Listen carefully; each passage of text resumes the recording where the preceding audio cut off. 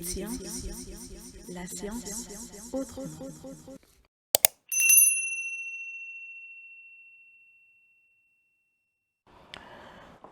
Salam les gars, j'espère que vous allez bien. Voilà donc waa S1 ñu ñëw ak yéen rek rapidement ci benn exo boo xam te ne gars yi dañ ci doon tàngatu sànq ma ne xaaral ma dóoral leen ko sûrement peut-être pourquoi pas vous en aurez besoin pour galax ni ko rek ñu ne donc on considère deux suites UN et VN telles que avec n appartient à n toujours défini par quel que soit n appartenant à n, donc UN plus 1 égale 2 UN moins VN et VN plus 1 égale UN plus 4 VN. Nous avons aussi U0 égale 2, V0 égale moins 1. Maintenant, on définit la suite WN telle que quel que soit n appartenant à n, donc WN égale UN plus VN. On demande en petit a de montrer que Vn est une suite géométrique, donc et b d'en déduire l'expression de Vn, Wn plutôt en fonction de n, donc la relation explicite, n'est-ce pas? Léegi à l'aide de la question précédente, c'est-à-dire de la question 1, montrer que quel que soit n appartenant à grand N, Vn plus 1 égale 3, Vn plus 3 puissance n. Et là, après, on demande en troisième question de montrer que la suite Zn définie par quel que soit n appartenant à n, Zn égale Vn sur 3 puissance n, et que cette suite-là est une suite arithmétique. Puis d'en déduire donc son expression explicite. Voilà. En quatrième question, on demande de donner cette fois-ci l'expression de Vn puis celle de Un en fonction de n. Acha, on y va, pour donc pour montrer que la suite d'Vn est géométrique, d'abord on sait que Wn égale Un plus Vn, n'est-ce pas? Quand on calculer Wn plus 1, donc Wn plus 1 va être égal à Un plus 1 plus Vn plus 1, parce que rappelle-toi, n yi moom loo ci changer rek tu vas changer partout, n'est-ce pas? Comme yokku nañ 1 ci W bi n donc yeneen itam dañuy jël léegi kon ça fait quoi? Xam nga Un plus 1 am nañ ko déjà fii, donc on le reprend rek 2Un moins Vn, Vn plus 1 tam am nañ ko Un plus 4 Vn, léegi nag li ci des moom gars yi manipulation rek 2Un plus Un ça fait 3Un, moins Vn plus 4 Vn ça fait 3 Vn, donc mu nekk 3 facteurs de Un plus Vn, d'accord? Léegi pour montrer que c'est une suite géométrique, nécessairement on fait le rapport donc Wn plus 1 sur Wn. Léegi nag boo ko defee lii ngay am rapidement lii dañuy simplifier wu, tu as 3, donc conclusion on peut, voilà, la relation de récurrence est là, Wn plus 1 égale 3 Wn, donc Wn est une suite géométrique donc de raison 3, d'accord? Alors, donc après on demande l'expression de Wn en fonction de n. Moom tamit vite fait, on sait que une suite géométrique U xawma V, bon V la ñuy faral di jël, dañu Vn égale V0 plus Q puissance n. Donc ici la raison Q est égale à 3, donc c'est 3 puissance n.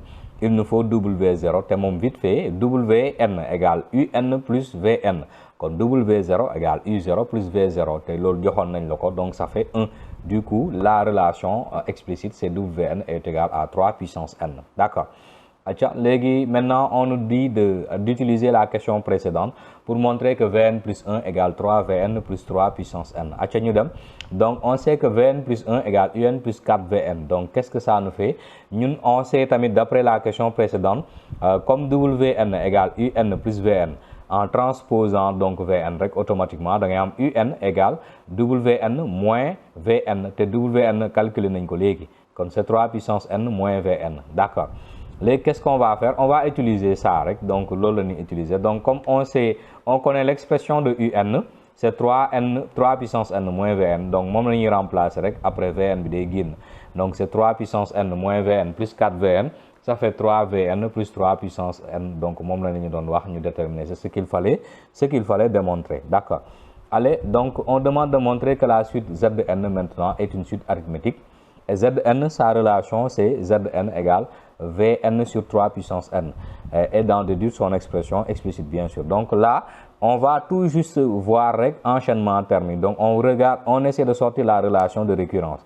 Pour une suite arithmétique da ngay def Zn plus 1 moins Zn. Pour une suite géométrique on fait le rapport. Fii nag on va faire Zn plus 1, on va chercher Zn plus 1, ce qui fera Vn plus 1 plus sur maintenant 3n plus 1, gis nga 3 puissance n, xam nga fi n la, comme dugal nañ 1 ça fera 3 puissance n plus 1, donc moo tax nga am lii, déjà lii amoon nañ ko, donc c'est 3 Vn plus 3 puissance n sur 3 puissance n plus 1. Léegi 3 puissance n plus 1 c'est 3n fois 3, lii tamit da nga koy soxla moom moo tax, et tu vas savoir pourquoi. Léegi xam nga si on fait Zn plus 1 moins Zn, lii moo nekk nii mooy Zn plus 1 Zn c'est ça donc xoola 3 puissance n yi mën nañ ko factoriser on prend 1 sur 3 puissance n nga factoriser ko on factorise tout ça donc lii ngay am ce qui reste donc c'est réduire au même dénominateur comme tu le vois gis nga 3Vn moins 3Vn ñoom dañuy tàggoo kon ce qui va rester c'est 1 sur 3 puissance n fois 3 puissance n sur 3 donc ñoom dañuy simplifier wu il reste 1/3 donc du coup la relation de récurrence Zn plus 1 est égal à Zn plus 1/3 donc effectivement Zn est une suite arithmétique donc de raison 1/3 d'accord. Léegi on va déduire l'expression de Zn en fonction de n une suite arithmétique donc on sait que un plus 1 égale u0 plus nr r égale 1/3 donc ici nous allons tout juste avoir Zn égale z0 plus 1/3 de n n'est-ce pas donc or z0 on va l'obtenir à partir de Zn égale Vn plus sur 3 puissance n. Comme on remplace n par 0, donc ça nous fait V0 sur 3 puissance 0, donc ça fait moins 1 sur 1, ça fait moins 1. Donc du coup, Zn est égal à moins 1, donc plus 1/3 de n, d'accord. Léegi on va se servir de ça pour déterminer l'expression de Vn puis de Un en fonction de n, d'accord. Bon, pour Vn bi moom c'est vite fait, n'est-ce pas? Parce que on a Zn égale Vn sur 3 puissance n. kon da nga yóbbu lii fee rek donc Vn est égal à 3 puissance n Zn donc Zn am nañ ko donc voici l'expression de Vn donc Vn est égal à 3 puissance n facteur de moins 1 plus 1/3 de n c'est bon.